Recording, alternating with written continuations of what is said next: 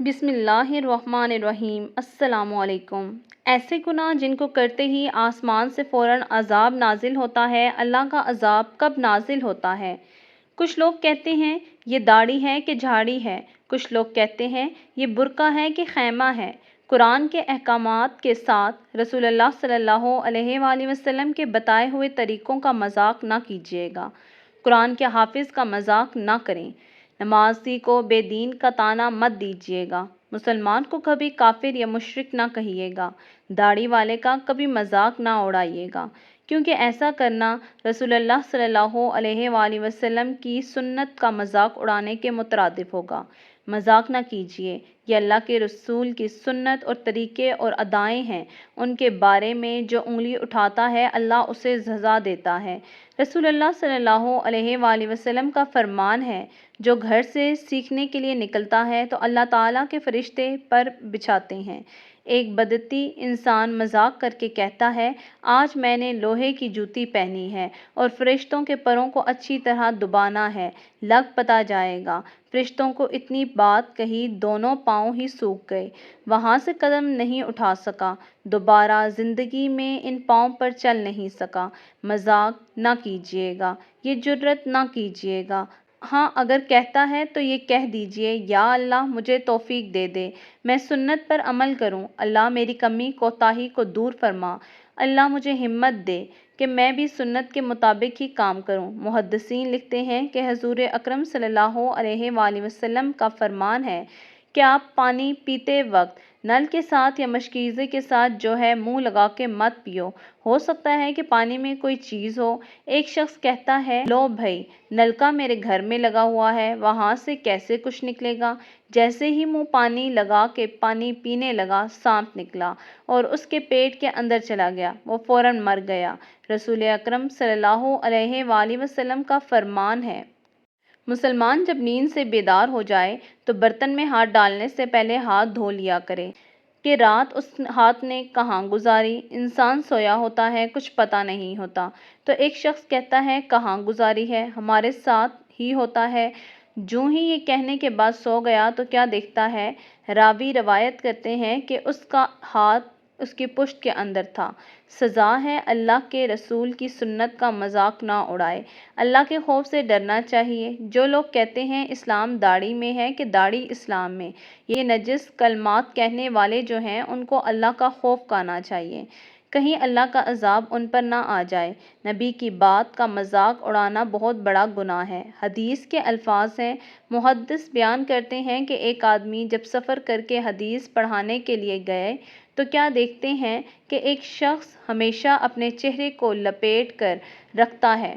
پوچھا گیا کہ کیا مسئلہ ہے، تم نے کبھی اپنا چہرہ ننگا نہیں کیا، تم مرد ہو؟ محترم ناظرین، جواب ذرا غور سے سنیے گا۔ حدیث میں آتا ہے، امام سے پہلے سر نہ اٹھاؤ، امام کے پیچھے پیچھے نماز پڑھو۔ ہو سکتا ہے اگر تم نے ایسا کیا، اگر تم نے امام سے پہلے سر اٹھایا تو تمہارا سر اللہ گدھے کا بنا دے۔ اس سے پوچھا، کیا وجہ ہے تم اپنا چہرہ چھپائے رکھتے ہو؟ کہتا ہے، میں نے مذاق سمجھا، میں نے کہا ایسے کیسے ہو سکتا ہے، تو میں نے امام سے پہلے سر اٹھایا، اس دن سے میرا سر گدھے کا بن گیا ہے۔ میرے بھائی، سنت یہ ہے کہ اللہ کے رسول جب تک سجدے میں اپنی پیشانی مبارک رکھ نہ دیتے، صحابہ اکرام رکوع سے جھکتے ہی نہیں تھے۔ یہاں امام بھی سجدے میں گیا نہیں ہوتا، مقتدی پہلے ہی پہنچا ہوتا ہے، ابھی وہ آمین کہتا نہیں ہے کہ آمین کہہ کے فارغ بھی ہو جاتا ہے، وہ ابھی رکوع سے اٹھا نہیں ہوتا ہے، وہ پہلے ہی اٹھ جاتے ہیں۔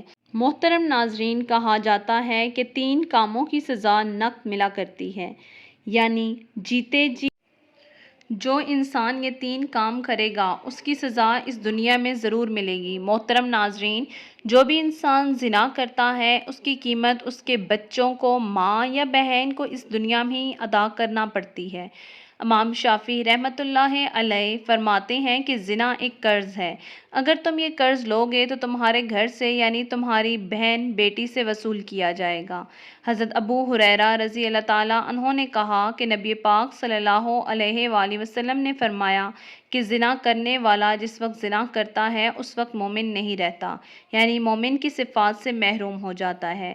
بخاری شریف حضرت عمر بن عاص رضی اللہ تعالیٰ عنہ نے کہا، میں نے نبی پاک صلی اللہ علیہ وآلہ وسلم کو فرماتے ہوئے سنا کہ جس قوم میں زنا پھیل جاتا ہے وہ قوم قحط سالی میں ضرور مبتلا کی جاتی ہے، اور جس قوم میں رشوتیں عام ہوتی ہے وہ اپنے دشمن کے خوف و ہراس میں مبتلا رہتی ہے۔ حضرت ابو سعید خدری رضی اللہ تعالیٰ عنہ کہتے ہیں کہ حضور پاک صلی اللہ علیہ وآلہ وسلم 3 چیزوں کی سزا دنیا میں نقد ملتی ہے۔ نمبر 1، ماں باپ کی نافرمانی کرنا، کہ جو والدین کی نافرمانی کرے گا اپنی اولاد سے نافرمانی پائے گا۔ نمبر 2، ظلم کی سزا، کہ جیسی کرنی ویسی بھرنی۔ اگر آپ کسی پر کسی بھی طرح کا ظلم کرو گے تو یاد رکھیں کہ ظلم کی سزا آپ کو مرنے سے پہلے ضرور ملے گی۔ نمبر 3، زنا کی سزا۔ حدیث میں فرمایا کہ زنا قرض ہے۔ جو شخص کسی کی عزت کو پامال کرے گا تو پھر اس کی ماں، بہن، بیوی، بیٹی کی عزت کو پامال کیا جائے گا، اور ان کے گھر والوں کو پتہ نہ چلا تو آپ کے گھر میں سے آپ کی ماں، بہن، بیٹی میں سے کوئی قرض کو ادا کرے گا اور آپ کو بھی پتہ نہ چلے گا۔ اس لیے اگر آپ چاہتے ہیں کہ آپ کی عزتیں محفوظ رہیں تو پھر یاد رہے کہ آپ کسی کے گھر کے دروازے کو کھولنے کی کوشش نہ کریں، بصورت دیگر جو کرو گے وہ پاؤ گے۔ ارشاد باری تعالیٰ ہے، ترجمہ: اور جن لوگوں نے نادانی سے برا کام کیا پھر اس کے بعد توبہ کی اور اپنی اصلاح کر لی تو تمہارا پروردگار ان کو توبہ کرنے اور اپنی اصلاح کرنے کے بعد بخشنے والا ہے۔ ارشاد نبوی ہے، ہر انسان خطا کار ہے اور بہترین خطا کار وہ ہے جو خطا کرنے کے بعد توبہ کر لیتے ہیں۔ گناہوں کی ایک سزا یہ بھی ہے کہ گناہ کرنے سے حیا اور غیرت جاتی رہتی ہے، اور جب شرم نہیں رہتی تو یہ شخص جو کچھ کر گزرے تھوڑا ہے، اس شخص کو کچھ اعتبار نہیں۔ گناہوں کی سزا یہ ہے کہ گناہوں کے ارتکاب سے عمر گھٹتی ہے اور اس کی برکت ٹلتی ہے۔